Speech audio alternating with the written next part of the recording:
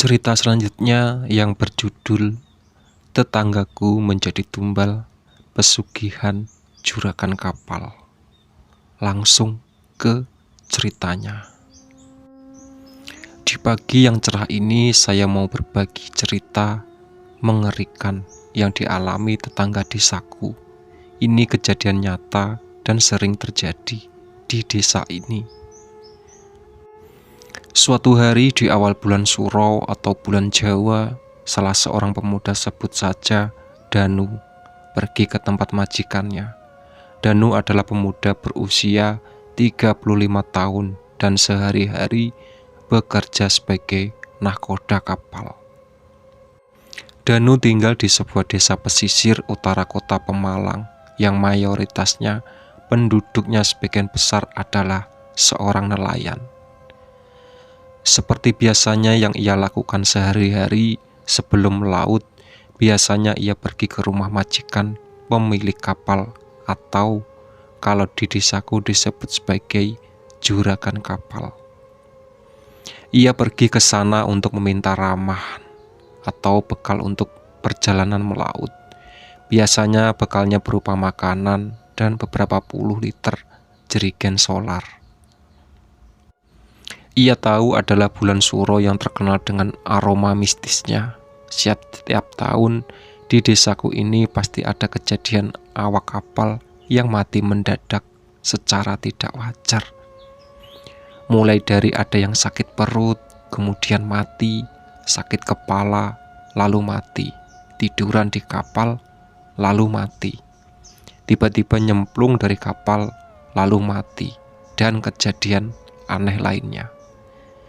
Ini kejadian biasa di desa kami dan sudah menjadi rahasia umum. Danu tahu persis kalau juragan bosnya itu adalah seorang pengabdi setan. Ia tahu betul setiap tahun ada saja awak kapal yang bekerja di kapalnya yang mati secara tidak wajar. Namun karena kebutuhan ekonomi dan pendapatan yang besar sebagai nahkoda kapal, maka ia tetap saja menikmati profesinya. Danu, sore bos, seperti biasa kita mau minta bekal nih. Oh iya, sudah tak siapkan tuh di samping rumah. Danu, oke bos. Nu, hari ini usahakan tangkap ikannya yang banyak ya, soalnya lagi banyak kebutuhan nih.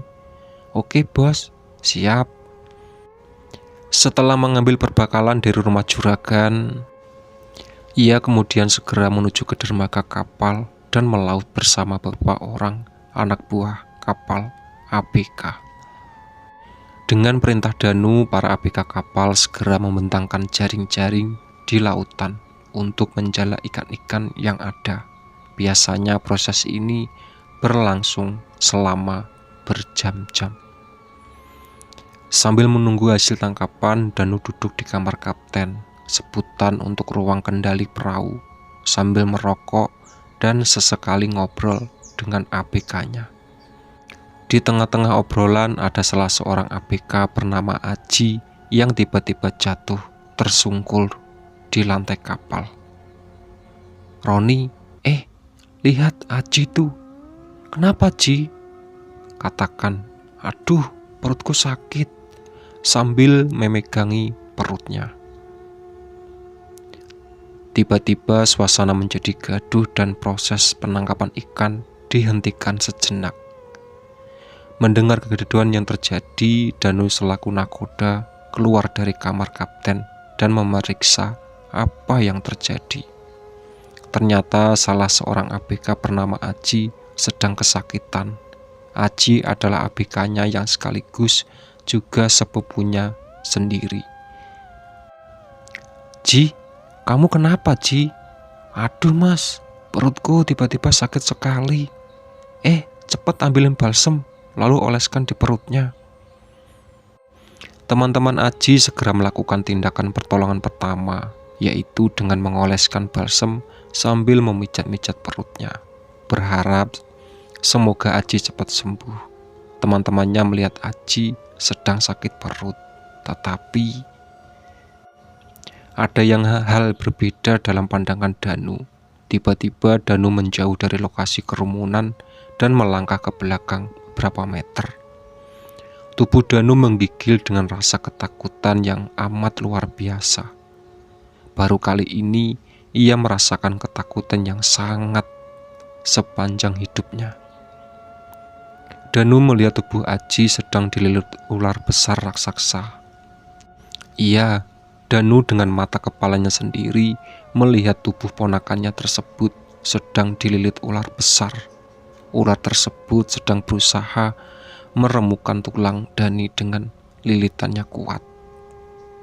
Namun anehnya hanya Danu yang melihat ular tersebut, sedang teman-teman Aji tidak ada satupun yang melihatnya.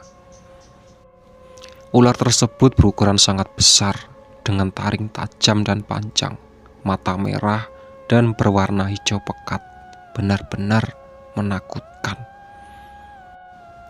Danu hanya bisa diam dan mematung sambil beristighfar menyebut namanya.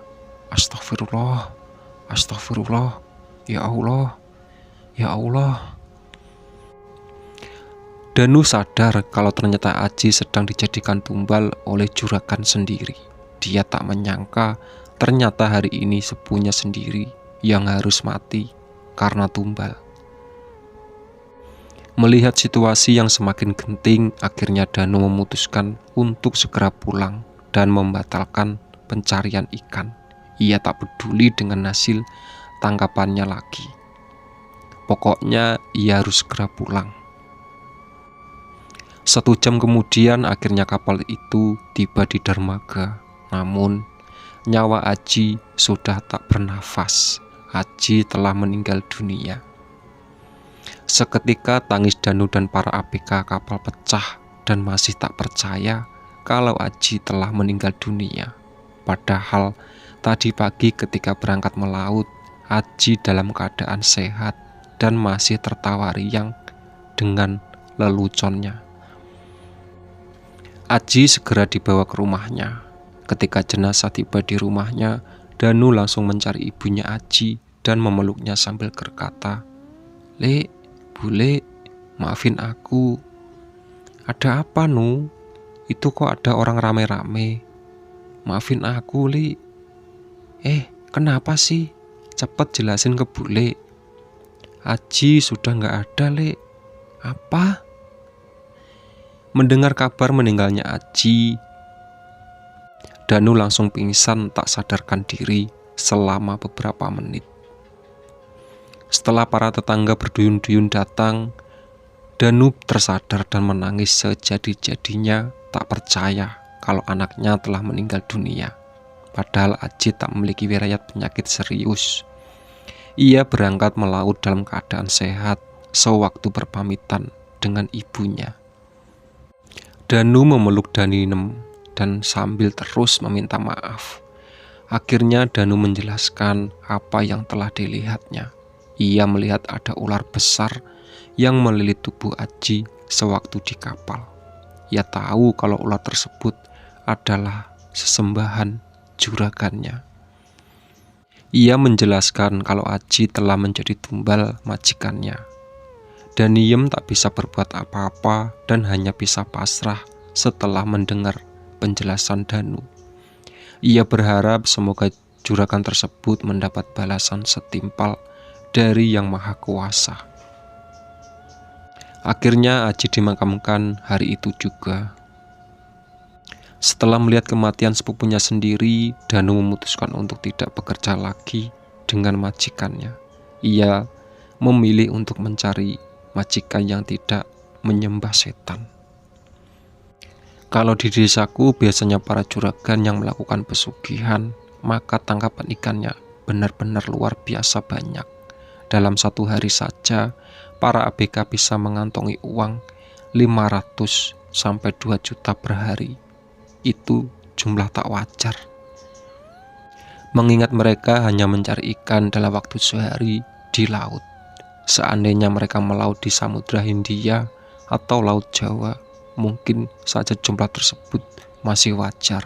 Tetapi kalau di pantai utara Jawa, rasanya tidak wajar.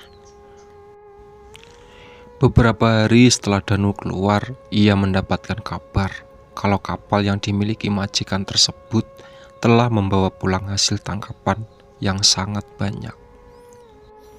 Menurut penuturan salah satu ABK-nya, anehnya ketika mereka melaut, seolah-olah ikan-ikan yang ada di laut malahan mengikuti kapalnya dan berkumpul di sekitar kapal, sehingga mereka dengan mudahnya menangkap ikan-ikan tersebut.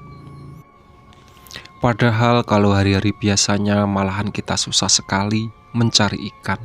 Paling-paling para ABK hanya mengantongi uang 50 sampai 100 ribu per harinya. Ini aneh. Mendengar cerita tersebut, Dani semakin yakin kalau majikannya memang seorang pemuja setan dan sepupunya telah dijadikan tumbal olehnya. Kini Danu hanya masih bekerja menjadi seorang nakoda kapal. Namun pendapatan sehari-harinya tidak sebesar ketika bekerja pada juragan dulu. Meskipun begitu, ia tetap bersyukur mencari rezeki yang halal yang tak harus menumbalkan ABK-nya.